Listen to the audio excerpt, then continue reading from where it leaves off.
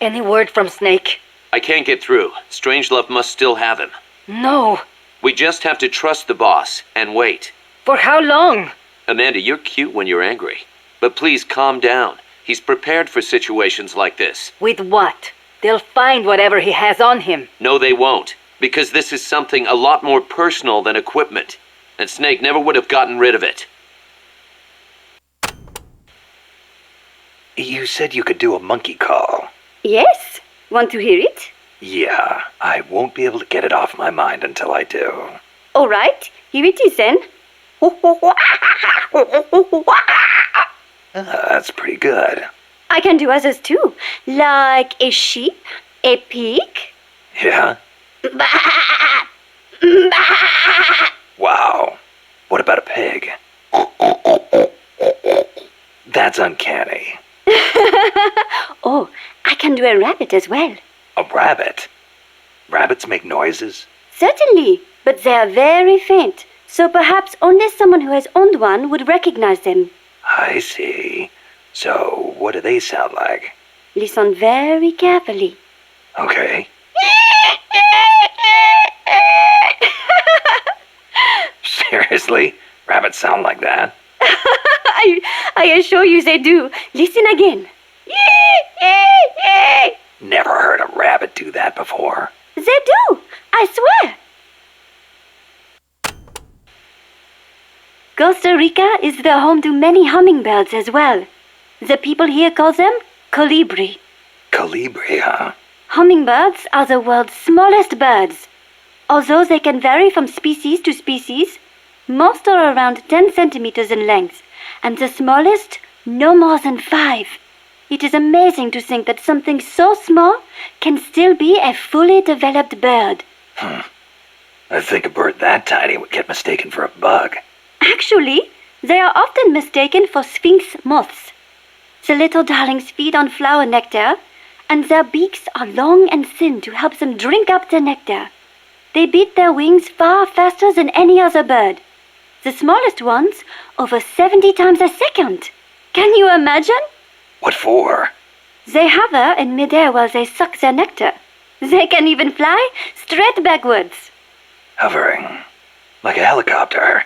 That's why Amanda and her unit called that chopper Colibri. I think it is an insult to the birds to give their names to weapons. Don't you?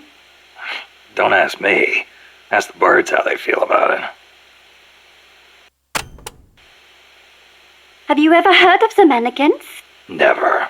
Unbelievable! You came all the way to Costa Rica and you've never even heard of them? I didn't come here to look at... Mannequins are known for their beautiful courtship dances. The orange-colored mannequin is said to live on the Pacific side, the white-bearded mannequin on the Caribbean side, and the long-tailed mannequin is in the Central Basin. The long-tailed mannequins are especially distinctive. What's special about them? First, each young male picks an older male to teach him how to dance. Then, teachers and pupils all get in a group and dance for the females. However, only the teachers get paired off with females. The pupils practice their technique for 7 years before striking out on their own and finding their own pupils. I guess it takes time to get good at anything. Whether it's dancing or soldiering.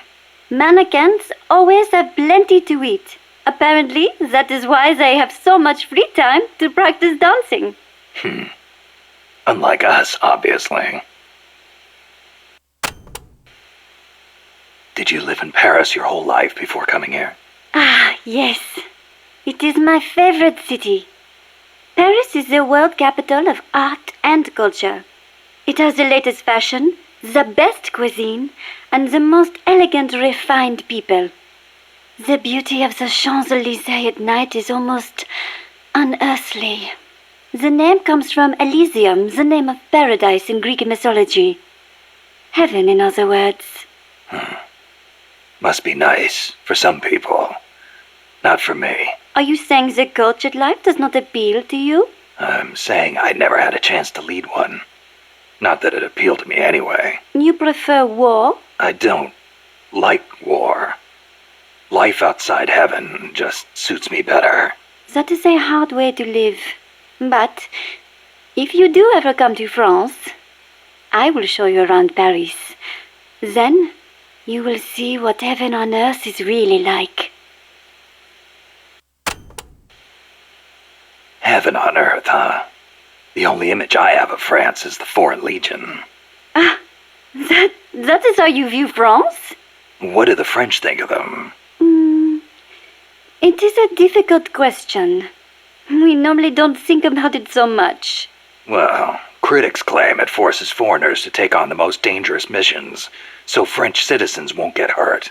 You are right. That probably had something to do with why it was created.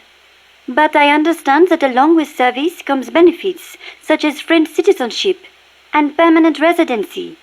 Those who join are all given an equal chance, regardless of race, religion, education, social status, or national origin.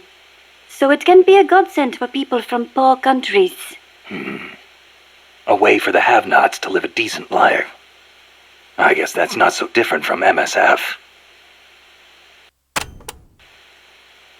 There's one other image I have of France. The national anthem. Ah, La Marseillaise. Not everyone is a fan, of course. The whole, to arms, citizens. May an impure blood water our furrows thing, eh? The song was composed right after the French Revolution. Fearing what the tide of the revolution represented, the ruling classes in neighboring countries applied all kinds of pressure on the young government.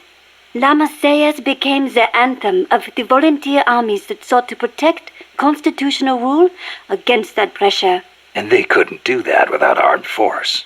Oui, I agree, some parts are a little belligerent. But we must not forget that if it were not for them, France would not be the democracy it is today.